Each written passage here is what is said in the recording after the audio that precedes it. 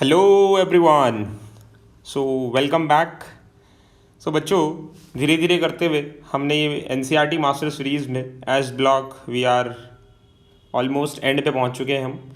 हमने #22 वाला जो वीडियो था उसके अंदर हमने एल्कली मेटल की फ़िज़िकल प्रॉपर्टी देखी, फिर उसकी केमिकल प्रॉपर्टी देखी, फिर अल्कलाइन अर्थ मेटल ग्रुप 2 की फ़िज़िकल प्रॉपर्टी और फिर उसकी केमिकल प्रॉपर्टी देखी। और आज हम दोनों ग्रुप्स के मतलब कंप्लीट एस ब्लॉक के जितने भी कंपाउंड्स हैं वो देखने जा रहे हैं। सो आपने अगर कोई पुराना वीडियो मिस किया है तो ज़रूर देखना, और आपको इस वीडियो को देख के पता भी चल जाएगा कि अगर आप पुराने वीडियोस भी देखोगे तो आपको कुछ ना कुछ, आपको कितने भी अच्छे से एस ब्लॉक आता हो, एग्जामिनेशन पॉइंट ऑफ व्यू से अगर आपका कुछ भी मिस हुआ है तो आपको सब उधर मिल जाएगा। सो आई बिलीव इस वीडियो से आपके कंपाउंड्स के सारे डाउट्स क्लियर हो जाएंगे। बहुत सारे बच्चों के ये क्वेश्चन आते हैं, सर पढ़ना कितना है कंपाउंड्स में, यही नहीं समझ में आता, इतने सारे कंपाउंड्स हैं, किस में क्या पढ़ें, कितना पढ़ें। सो मैं इसमें आपको बताऊंगा कितना पढ़ना है एंड कहाँ से क्वेश्चंस आते हैं इस ब्लॉक के कंपाउंड्स के। Each and every single compound मैंने यहाँ पर टच किया है एंड कंप्लीट एनसीईआरटी एंड जो आपको अलग से बुक्स भी चाहिए वो सब मैंने इसके अंदर मर्ज किया है बच्चों। तो चलिए बहुत ही अच्छे से लेक्चर 5 स्टार्ट करते हैं एस ब्लॉक का। So this is your syllabus and ये मैंने यहाँ पर फोटो डाला है जस्ट टू मोटिवेट यू। ये हमारे रियल सेलिब्रिटीज़, रियल चैम्पियंस हैं एंड सभी के सभी ने बहुत ही अच्छा परफॉर्मेंस दिया है। मैंने आपको सिर्फ ये बताने के लिए यहाँ पर डाला है ये फ़ोटो कि कितनी ये मेहनत करते हैं और तब जाके ये ओलंपिक्स में इतना अच्छा कर पाए हैं। ठीक है, सो आप भी ऐसे ही मेहनत कीजिए और आप भी इनकी तरह ही, इनसे ज़्यादा भी शाइन करोगे। सो अच्छे से मेहनत करते रहो और स्टेप बाय स्टेप आगे बढ़ते रहो। चलिए, सो कौन कौन से कंपाउंड्स हैं, मेरे हिसाब से 10 to 11 कंपाउंड्स अपने को करने हैं। सबसे पहला है वॉशिंग सोडा, फिर है कॉस्टिक सोडा। इनके कंपाउंड्स के नाम आपको लिख के कहीं पर पेस्ट कर लेने हैं अपने अपने रूम में, ताकि आप इनको बार बार रिवाइज कर सको। बहुत सारे बच्चों को कॉस्टिक सोडा ही नहीं पता होता, लाइम भी नहीं पता होता, क्विक लाइम नहीं पता होता, लाइम स्टोन नहीं पता होता। तो यहाँ मैं सब कुछ एक्सप्लेन करूँगा। सोडियम क्लोराइड, कब इसको एक्वस यूज़ करते हैं, कब इसको लिक्विड फॉर्म, मोल्टन फॉर्म में यूज़ करते हैं। बेकिंग सोडा और वॉशिंग सोडा के फॉर्मूले में क्या डिफरेंस है। सो बेकिंग सोडा हम घर पे यूज़ करते हैं और घर को बोलते हैं होम, और होम में आता है एच। तो जिसमें एच आता है that is your baking soda, और जिसमें एच नहीं आता that is your washing soda. ऐसे आप याद रख सकते हो। सर बेकिंग पाउडर क्या होता है, इस वीडियो में सब पता चलेगा तुमको। क्विक लाइम, कैल्शियम ऑक्साइड, सिलिक लाइम, है ना, इनमें से किसको लाइम वाटर बोलते हैं। कैल्शियम कार्बोनेट, उसको मार्बल भी बोलते हैं। आपको इस वीडियो में आज सब कुछ पता चल जाएगा, ध्यान से पढ़ते रहो बस। Limestone, gypsum, POP. पीओपी में ये वाला ऑप्शन दिया नहीं पेपर में, हल्का सा घुमा के क्या किया, इस 2 को इधर मल्टीप्लाई कर दिया, ये ऑप्शन दे दिया। बच्चे इसको बोल के आ गए ये तो जिप्सम है। जिप्सम कहाँ है ये, जिप्सम में तो CaSO4 होता है, यहाँ CaSO4 का ट्वाइस था बच्चों। सो ऐसी छोटी छोटी गलती आप पेपर में कर देते हो एंड यू लूज़ मार्क्स, और आपको मिलता है -1। उम्मीद थी +4 की। तो ये सब चीज़ों का ध्यान रखो। फिर सीमेंट में कितना पढ़ना है ना, और क्या इसकी सारी फॉर्मूले याद करें, क्या इसकी सारी कॉम्पोजिशन याद करें, 10%, 12%, सब बताऊंगा। ब्लीचिंग पाउडर क्या है, और लास्ट में मैग्नीशियम क्लोराइड। कब इससे मैग्नीशियम MgCl2 मिलता है हमें एनहाइड्रस, और कब इससे MgO मिलता है। तो एक एक चीज़ अच्छे से पढ़ते हुए चलेंगे। तो सबसे पहले आता है सोडियम। ठीक है, सोडियम को बनाने के अपने पास 2 मेथड हैं। एक है कैस्टेनर प्रोसेस, जिसमें आप देख सकते हो वी टेक NaOH, और इस NaOH को हम क्या कर देते हैं, इलेक्ट्रोलिसिस कर देते हैं, हमें Na मिल जाता है, OH मिल जाता है। Na एक इलेक्ट्रॉन लेके Na बन जाएगा, तो ये क्या हुआ, +1 से 0 पे चला गया, रिडक्शन। और रिडक्शन कहाँ पर होता है, कैथोड पे। और ये -1 से देखिए, -1 से आ गया हमारा 0 में, ऑक्सीडेशन, ऑक्सीडेशन होता है एनोड पे। फिर दूसरा प्रोसेस है, ये तो कैस्टेनर हो गया। दूसरा है डाउन्स प्रोसेस। ये डाउन्स प्रोसेस और सॉल्वे प्रोसेस, इसमें ध्यान रखना, डाउन्स प्रोसेस के अंदर जो हम NaCl यूज़ करते हैं दैट इज़ फ्यूज और मोल्टन NaCl, मतलब लिक्विड। और सॉल्वे प्रोसेस में हम NaCl एक्वस यूज़ करते हैं। यही क्वेश्चन आया था पेपर में। कुछ बच्चे NaCl एक्वस पे टिक करके आ गए, कुछ NaCl लिक्विड पे टिक करके आ गए मोल्टन पे। सो याद रखना सॉल्वे प्रोसेस के अंदर हम NaCl एक्वस यूज़ करते हैं, सब आगे देखेंगे हम। फिर एक क्वेश्चन ये बनता है यहाँ पे, CaCl2 एंड NaF क्यों मिक्स किया जाता है यहाँ पे? तो देखिए मेल्टिंग पॉइंट जो है NaCl का वो बहुत हाई होता है, 815 डिग्री सेल्सियस। सो हाई टेम्परेचर पे जितनी भी रिएक्शंस होंगी हज़ार्डियस हो गई वो, तो हम उसका टेम्परेचर कम करने के लिए, ठीक है, हम CaCl2 NaF ऐड कर देते हैं, प्रोडक्ट सेम है, ठीक है। तो सोडियम हो गया हमारा। इसके कहाँ कहाँ पर हम यूज़ करते हैं? तो सब कुछ है इसका, सोडियम अमलगम बनता है, आपने देखा होगा, ठीक है। Tetra ethyl lead anti knocking agent in petrol, इसका स्ट्रक्चर आपसे डायरेक्ट पूछा जाता है। पीबी पे 4 इथाइल ग्रुप लगे हुए हैं, बाकी फिर ये येलो लाइट देता है, गोल्डन येलो होता है, बाकी सब नॉर्मल है। मेन चीज़ें मैं आपको बता रहा हूँ। नेक्स्ट आता है NaCl। तो NaCl आपको पता है कहाँ मिलता है? NaCl सी वाटर से मिलता है। आपने महाराष्ट्र में देखा भी होगा, कई जगह इसका इवेपोरेशन करके हम NaCl को बनाते हैं, by the solar evaporation NaCl भी जनरेट, ठीक है। ब्राइन सॉल्यूशन क्या है sir? What is brine solution? So brine solution होता क्या है आपको अभी सॉल्वे प्रोसेस के अंदर पता चल जाएगा। ब्राइन सॉल्यूशन होता है नमक का पानी, ठीक है, salty water, NaCl and water के सॉल्यूशन को हम ब्राइन सॉल्यूशन बोलते हैं बच्चों, ठीक है, ओके। फिर यहाँ पर इसके यूजेस देखिए, तो NaCl कहाँ कहाँ यूज़ करते हैं? एक तो हम टेबल सॉल्ट खाने में यूज़ करते हैं इसको, and it is also used for the preservative, जितने भी अपने फिश है, मीट है, इनके लिए प्रिजर्वेटिव के लिए यूज़ करते हैं, ठीक है। इन मेकिंग फ्रीजिंग मिक्सचर्स, और इसके आप रिएक्शन भी देख सकते हो। This reaction you will see in Solvay process, तो आगे आप ध्यान रखना, ठीक है। With AgNO3 it forms AgCl। AgCl का कैसा PPT होता है? आपने पढ़ा होगा, कर्डी वाइट PPT होता है शायद, अगर आपको पता है तो बताना मुझको। नेक्स्ट है NaOH, सभी याद रखना, इसको बोलते हैं caustic soda. Caustic soda is NaOH, caustic potash is KOH, ठीक है। तो sodium chloride in Castner Kellner process, उससे हम इसको बनाते हैं, ठीक है। तो इसमें करते क्या है? ब्राइन सॉल्यूशन ले लिया। ब्राइन सॉल्यूशन क्या था? NaCl इन वाटर था ना। सो ब्राइन सॉल्यूशन ले लिया, और ब्राइन सॉल्यूशन से हमें सोडियम भी मिल गया और क्लोरीन भी मिल गया। फिर उसमें वाटर डाल देते हैं तो NaOH मिल जाता है। बिल्कुल सिंपल कहानी है, कोई इसमें कोई बहुत ज़्यादा डिफ़िकल्टी अभी तक नहीं है ये। और यहाँ पर पूछा जाता है कि ये सॉल्यूशन कैसा होगा, एसिडिक होगा, बेसिक होगा, कैसा होगा? तो NaOH आपको पता है, आपने पढ़ लिया है, it is a alkaline solution. Alkali कौन होते हैं? Water soluble base. OH आ रहा है तो बेस, वाटर सॉल्युबल है इसलिए इसको एल्कली बोल देते हैं। Uses in the manufacturing of soap, है ना, डिफरेंट केमिकल्स, बॉक्साइट, है ना, ठीक है, it is use as a laboratory reagent. Next आता है वॉशिंग सोडा। अब आप बिल्कुल यहाँ पर तैयार होकर बैठ जाओ, क्योंकि वॉशिंग सोडा इज Na2CO3.10H2O, और इस Na2CO3 को हम बनाते हैं by the help of Solvay process. Very important process, please ध्यान से सुनना। तो पहला क्वेश्चन ये आता है कि सोल्वे प्रोसेस के रिएक्टेंट्स क्या हैं, रिएजेंट्स क्या हैं, किससे हम उनको स्टार्ट करते हैं? तो बहुत इजीली आपको याद करा सकता हूँ मैं, आपको याद रखना है बस BCA। B is brine solution, नमक का पानी, NaCl and water. C is your calcium carbonate, A is ammonia. I repeat, BCA, तीनों याद हो गए? BCA। बस अब क्या करना है, तीनों को पानी में डाला, ये NH4OH बन गया बेसिक कंपाउंड, ये H2CO3 बन गया एसिडिक कंपाउंड, और ये सॉल्ट बन गया NaCl, ठीक है। NaCl एक्वस बना है, ध्यान रखना, लिक्विड नहीं है, मोल्टन नहीं है, एक्वस, जिसको हम ब्राइन सॉल्यूशन बोलते हैं।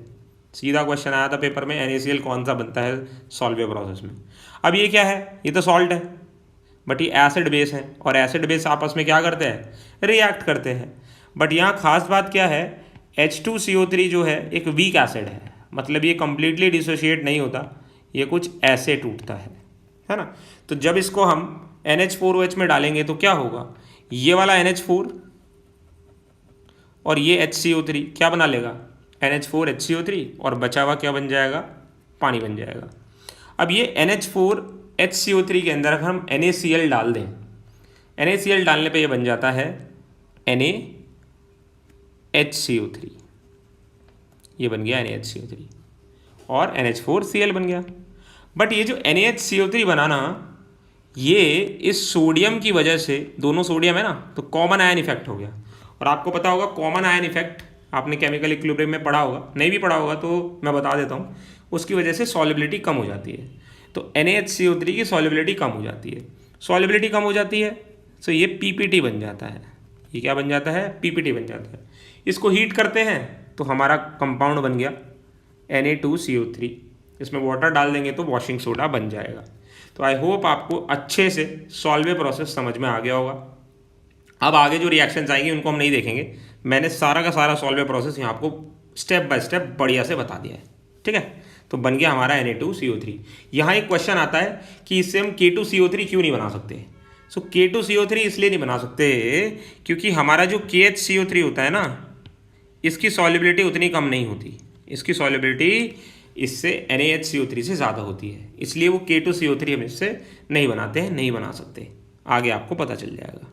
सो Ernest Solvay, he was a scientist जिन्होंने ये सॉल्वे प्रोसेस बनाया था। सारी रिएक्शंस मैंने आपको ऊपर दिखा दी हैं। ठीक है, तो KHCO3 की सॉल्युबिलिटी हाई होती है, जिसकी वजह से हम इससे K2CO3 नहीं बना सकते। NaHCO3 की सॉल्युबिलिटी कम होती है कॉमन आयन की वजह से, हेंस इससे हम Na2CO3 बना सकते हैं। कहाँ कहाँ इसको यूज़ करते हैं, और इसके साथ जब 10 वाटर आ जाते हैं तो इसको हम क्या बोलते हैं? वॉशिंग सोडा बोलते हैं। ठीक है, एक और ख़ास बात, अगर इसको मैं हीट करूँ तो ये 9 वाटर मॉलिक्यूल को लूज़ कर देता है और .1H2O बन जाता है। 373 केल्विन से और ज़्यादा टेम्परेचर पे हीट करें अगर, तो ये इस एक वाटर को भी छोड़ देता है, और अब जो ये बना एनहाइड्रस Na2CO3, इसको बोलते हैं सोडा ऐश। ये भी एक पेपर का क्वेश्चन है। तीसरा क्वेश्चन ये आया था, Na2CO3 वाटर के अंदर कैसा सॉल्यूशन बनाता है। तो ऑब्वियसली कैसा सॉल्यूशन बनेगा? कार्बोनेट है, OH है, OH है, स्ट्रॉन्ग OH है, तो बेसिक सॉल्यूशन बन जाएगा। So it is used in laundering, in cleaning, in the preparation of borax, caustic soda, paints and laboratory में एनालिसिस के लिए भी इसको यूज़ किया जाता है। वेरी वेरी इंपॉर्टेंट 4 नंबर का सीधा क्वेश्चन जेई का ये रहा कि फ्यूजन मिक्सचर क्या होता है। सो Na2CO3 एंड K2CO3 को फ्यूजन मिक्सचर बोला जाता है। ठीक है, नेक्स्ट है बेटा बेकिंग सोडा। सो बेकिंग सोडा जिसमें H आता है, बेकिंग सोडा हम घर पे यूज़ करते हैं, तो दिस इज NaHCO3। HCO3 आ गया तो मतलब bicarbonate, hydrogen, sodium hydrogen carbonate. ठीक है, आगे देखते हैं इसको। सो इसको आप कहाँ यूज़ करते हो? जितने भी आप केक्स बनाते हो, पेस्ट्रीज बनाते हो, छोले भटूरे बनाते हो, है ना, जहाँ पर भी आपको फ्लफ़ी आपको मटेरियल बनाना होता है, क्योंकि इसके अंदर से CO2 निकलती है। ठीक है, तो ये रिएक्शन अभी अपने सोल्वे प्रोसेस में पड़ी थी, बस उसी का रिवर्स है ये। तो यहाँ से जो CO2 निकलती है उसकी वजह से वहाँ पर आपका जो ढोकला है या जो भी स्पीशीज़ है उसमें थोड़े थोड़े होल्स हो जाते हैं। ठीक है, दूसरा इसको कहाँ यूज़ करते हैं? तो दोनों क्वेश्चन नीट और जेई में आ चुके हैं। पहला क्वेश्चन क्या था कि इसको हम फायर एक्सटिंग्विशर में यूज़ करते हैं। दूसरा क्वेश्चन था इसको एज हम एंटीसेप्टिक यूज़ करते हैं फॉर स्किन इन्फेक्शंस। ठीक है, तो याद रखना बेकिंग सोडा को कहाँ कहाँ यूज़ किया जाता है। वो पानी के अंदर इसका सॉल्यूशन एल्कलाइन होता है। इसके यूजेस आप देख सकते हो, क्योंकि ये एल्कलाइन है तो अगर किसी को एसिडिटी हो गई है तो वहाँ पर ये उसको न्यूट्रलाइज कर देगा। इन द एफरवेसेंट ड्रिंक्स, क्योंकि CO2 निकलती है फिज करके, तो CO2 बाहर निकलती है, तो इसलिए इसको एफरवेसेंट ड्रिंक्स, कोल्ड ड्रिंक्स के अंदर यूज़ करते हैं। फायर एक्सटिंग्विशर वेरी इंपॉर्टेंट, याद रखो, एंटीसेप्टिक। एंड बेकिंग पाउडर क्या है? बेकिंग पाउडर क्या है? अब बच्चों को ये तो याद रहता है कि बेकिंग सोडा क्या है, बट बेकिंग पाउडर आ जाए तो गड़बड़ हो जाती है। तो बेकिंग का जो पाउडर है वो सिंपली क्या है? कार्बोनेट या बाइकार्बोनेट, इन दोनों में से कोई भी एक हो सकता है, along with a weak acid. और यहाँ पर जो हम वीक एसिड यूज़ करते हैं वो यूज़ करते हैं पोटेशियम एसिड का टार्टरेट। तो आपने टार्टरिक एसिड सुना होगा। ठीक है, बस उसमें से क्या किया, ये कंपाउंड होता है ना, इधर OH, इधर OH, इधर COH, ठीक है। बस एक H को हटा के क्या लिख दिया यहाँ पे, यहाँ लिख दिया K। सो ये बन गया पोटेशियम एसिड टार्टरेट। इसका मिक्सचर अगर आप NaHCO3 बेकिंग सोडा के साथ ले लो तो इसको बेकिंग पाउडर बोलते हैं। तो स्टेप बाय स्टेप आपके सारे क्वेश्चंस क्लियर होते जा रहे हैं। आगे चलते हैं। नेक्स्ट आता है क्विकलाइम CaO। आपको याद होगा कैल्शियम कार्बोनेट को अगर हम हीट करें, ये रिवर्सिबल डायरेक्शन की रिएक्शन होती है वैसे तो CaO और CO2 बन जाता है। और हम क्या करते हैं, अगर हमें ज़्यादा CaO बनाना है तो ली चैटलियर बाबा ने क्या बताया था, अगर मैं यहाँ से CO2 को हटा दूँ, रिमूव कर दूँ बनते ही, तो रिएक्शन वहाँ जाएगी जहाँ CO2 कम होगा। अब यहाँ तो CO2 है, यहाँ नहीं है क्योंकि इसको हमने हटा दिया, तो रिएक्शन कहाँ चली जाएगी, फॉरवर्ड डायरेक्शन में चली जाएगी। तो अगर ज़्यादा CaO चाहिए तो आप CO2 साथ के साथ वहाँ से रिमूव करते रहो, हटाते रहो, ठीक है। With water it forms calcium hydroxide and with CO2 it forms CaCO3, ठीक है। इसी को हम स्लेकिंग ऑफ लाइम भी बोलते हैं, ठीक है। अब देखिए ये जो क्विकलाइम है आपका, इसको अगर हम SiO2 के साथ ट्रीट करें तो CaSiO3 बनता है। मेटल के ऑक्साइड्स कैसे होते हैं, मैंने स्टार्टिंग में पहली वीडियो में बताया था, बेसिक होते हैं। नॉन मेटल के ऑक्साइड एसिडिक होते हैं, MBA नहीं करना है। सो ये बेसिक हैं, ये एसिडिक हैं, तो एसिड प्लस बेस रिएक्ट कर जाते हैं एंड सॉल्ट बना लेते हैं, ठीक है। सो क्विकलाइम क्या होता है, CaO। सोडा लाइम क्या होता है, NaOH एंड CaO। जब आप ऑर्गेनिक केमिस्ट्री पढ़ोगे तो डी कार्बोक्सिलेशन आपको मिलेगा, 10th में भी आपने देखा होगा, जिसमें CO2 को हम रिमूव कराते हैं। सो डी कार्बोक्सिलेशन के लिए हम क्या यूज़ करते हैं, we use soda lime, NaOH and CaO का मिक्सचर यूज़ करते हैं। एंड NaOH इसमें 3 और CO इसमें 1:2 के रेशियो में होता है, 3:1 के रेशियो में। एंड ये बोलते हैं इसको हम सोडा लाइम। कहाँ कहाँ यूज़ करते हैं, so in the manufacturing of cement, in the manufacturing of caustic soda, in the purification of sugar and dye। इसके रिएक्शंस आप देख सकते हो। सो कौन कौन से रिएक्शन पूछे जा चुके हैं, ये पूछा जा चुका है, ये पूछा जा चुका है, ये पूछा जा चुका है, ये पूछा जा चुका है। तो CaSiO3 बन जाता है, CaC2 कैल्शियम कार्बाइड, जिसके अंदर अगर आप वाटर डाल दो तो C2H2 बनता है, एसिटिलीन बोलते हैं इसको, ठीक है। नेक्स्ट है स्लेक्ड लाइम, कैल्शियम हाइड्रोक्साइड। सो आप देख सकते हो CaO के अंदर अगर हम वाटर डाल दें तो हमारे पास लाइम वाटर बन जाएगा। भाई ये क्या है, ये लाइम है, ये वाटर है, तो lime and water, lime water बना लेगा कैल्शियम हाइड्रोक्साइड, ठीक है। अभी जो कैल्शियम हाइड्रोक्साइड है आपने पढ़ा होगा, it turns lime water milky. तो अगर इसके अंदर हम CO2 डाल दें तो हमें लाइम वाटर क्या हो जाता है, हमारा मिल्की, मिल्क के कलर का हो जाता है। बट अगर आपने CO2 रोकी नहीं और आप एक्सेस में डालते रहे, ठीक है, तो ये PPT बना लेता है, that is calcium hydrogen carbonate, इसका PPT बन जाता है। वेरी इंपॉर्टेंट रिएक्शन, ठीक है।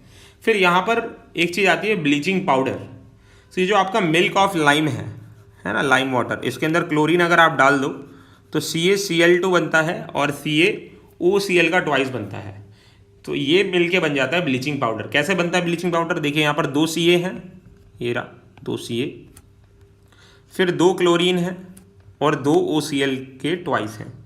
अब अगर मैं इसका हर एक का 1-1 पार्ट ले लूँ तो एक Ca ले लिया, एक Cl ले लिया, एक OCl ले लिया, तो ये जो बना इसको बोलते हैं ब्लीचिंग पाउडर। बहुत सारे बच्चों को कंफ्यूज होता है ब्लीचिंग पाउडर का फॉर्मूला क्या है, calcium hypochloride, calcium oxychloride.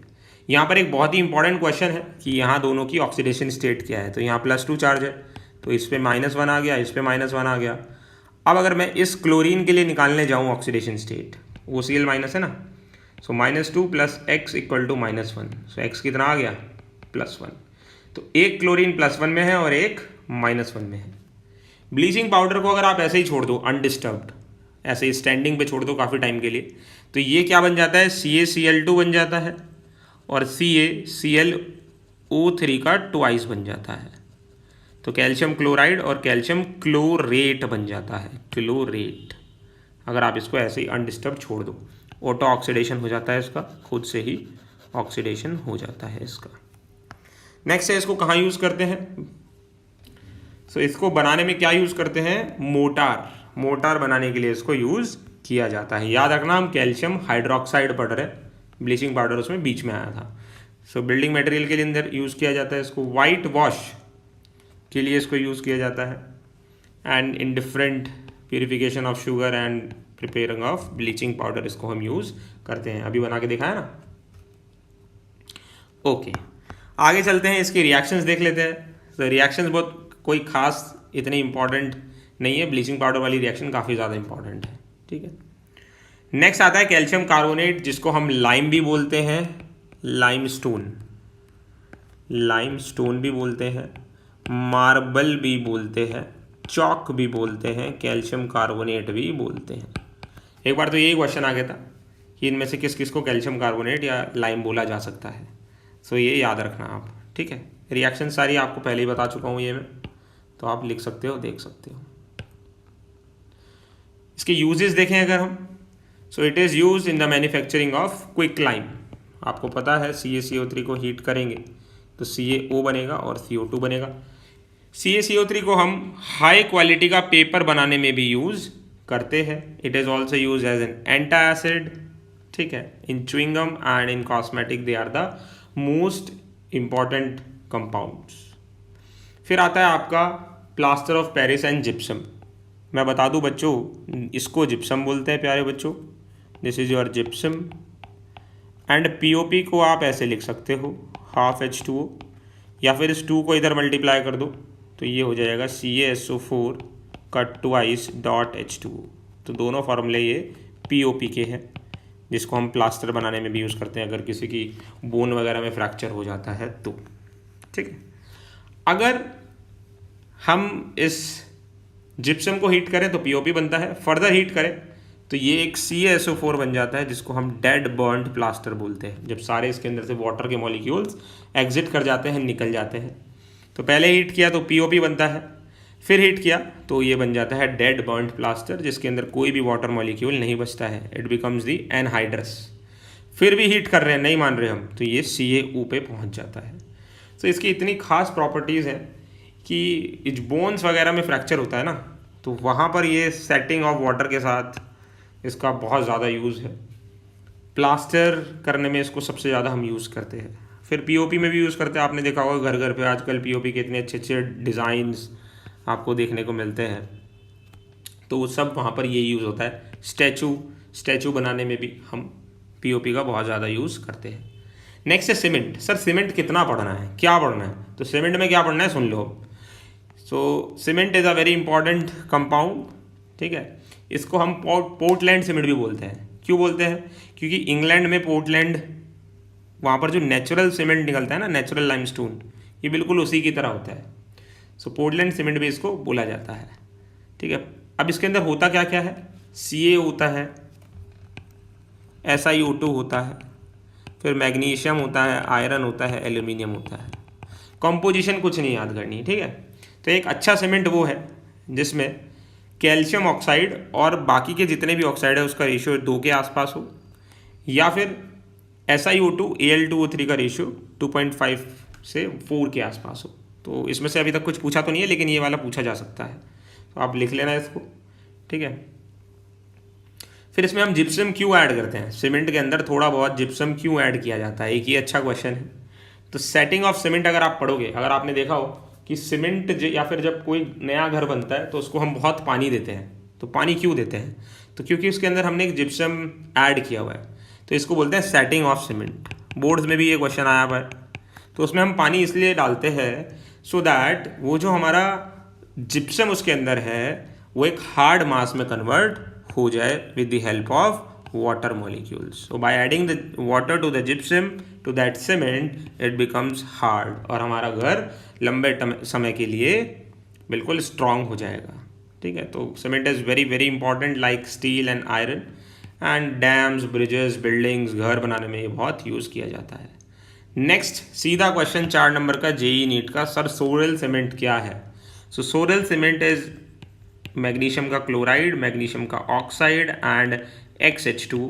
Generally X की वैल्यू 5 होती है, बट और कुछ भी हो सकती है। सो सोरेल सीमेंट में आप याद रखना मैग्नीशियम का क्लोराइड है और मैग्नीशियम का ऑक्साइड होता है। फिर यहाँ पर मैंने आपको बताया है, ये हम पहले भी पढ़ चुके हैं, ठीक है, थर्ड और फोर्थ लेक्चर में। यहाँ मैंने सिर्फ आपको ये स्लाइड इसलिए लगाया ताकि आपको याद आ जाए बच्चों कि कैसे हम MgCl2 बनाते हैं एनहाइड्रस और कैसे हम MgO बनाते हैं। So you can read this part, मैंने नीचे समझाया भी है कि अगर सी वाटर लोगे आप या कार्नेलाइट लोगे, carnallite KCl MgCl2 dot 6H2, NEET का सीधा क्वेश्चन 4 नंबर। तो अगर इसको हम हीट करें, इससे प्रोसेस करें, तो हमें एनहाइड्रस MgCl2 मिलता है। अगेन अगर हम MgCl2.6H2O को हीट करें या उसके अंदर ड्राई HCl डाल दें तो दोनों में अलग अलग प्रोडक्ट मिलते हैं। देखिए अगर आपको एनहाइड्रस MgCl2 चाहिए तो या तो आप इस पाथ से जाओ कार्नेलाइट वाले, इससे आपको MgCl2 दिख रहा है, क्लियर मिल जाएगा, या फिर इसके अंदर ड्राई HCl डाल दो तो यहाँ से आपको MgCl2 मिल जाएगा। बट अगर आपने इसको हीट कर दिया तो इट गिव्स यू MgO। दोनों चीज़ें याद रखना, ड्राई HCl में MgCl2 देता है एनहाइड्रस और हीट करने पे MgO देता है। Very very important question. So जितने भी कंपाउंड्स यहाँ पर अवेलेबल थे, all the compounds we have done. ठीक है, तो मोटिवेटेड रहो। अब हमारा पूरा का पूरा S block as almost complete. एक मैं वीडियो लेके आऊँगा अभी जिसके अंदर मैं आपको समरी पॉइंट्स लिखाऊंगा। उसमें ऐसा नहीं होगा कि इन सब लेक्चर्स की समरी होगी, बट जो भी पार्ट छूट गया है, मान लो कोई ऐसा पॉइंट है कि इसका फार्मूला बताओ या ऐसे बताओ, तो उस पर मैं एक बढ़िया सी आपको वीडियो दूंगा जिसमें उन्हीं बच्चों को बहुत फ़ायदा होगा जिनको एस ब्लॉक की काफ़ी सारा नॉलेज है। तो पहले ये सब वीडियोस अच्छे से पढ़ लेना, फिर उस वीडियो का इंतज़ार करना, उसमें हम सारे पॉइंट्स अच्छे से करेंगे। एंड उसके बाद जैसे हमने GOC के क्वेश्चंस की विक्ट्री सीरीज चलाई है, जैसे एटॉमिक स्ट्रक्चर की विक्ट्री सीरीज चलाई है, ऐसे ही हम एस ब्लॉक के क्वेश्चंस करेंगे। बट एस ब्लॉक के क्वेश्चंस करने में मज़ा तभी आएगा जब हम 10-10 सेकेंड, 20-20 सेकेंड या लेस देन 1 मिनट के अंदर उसका आंसर लगा दें विद फुल कॉन्फिडेंस। समझ रहे हो? तो JEE एडवांस तक की मैंने आपको सारा एस ब्लॉक पढ़ा दिया है, whether you are from any board, किसी भी एग्ज़ाम को आप टारगेट कर रहे हो। ठीक है, हर एग्ज़ाम में these videos will help you and will rock together. बस आप ईमानदारी से इनको अच्छे से पढ़ते रहना। So there is no elevator to success, you have to take the stairs. मतलब आपको डेली थोड़ी थोड़ी मेहनत करनी पड़ेगी, you have to. So motivated रहो एंड अच्छे से पढ़ाई करते रहो। If you have any problem regarding S block, please comment section में मुझे बताना और आपको कितने अच्छे से ये समझ में आया। ठीक है, सो यहीं पर हम इसको बाय बाय बोलते हैं एंड नेक्स्ट वीडियो में मिलते हैं with the summary and then we'll solve questions.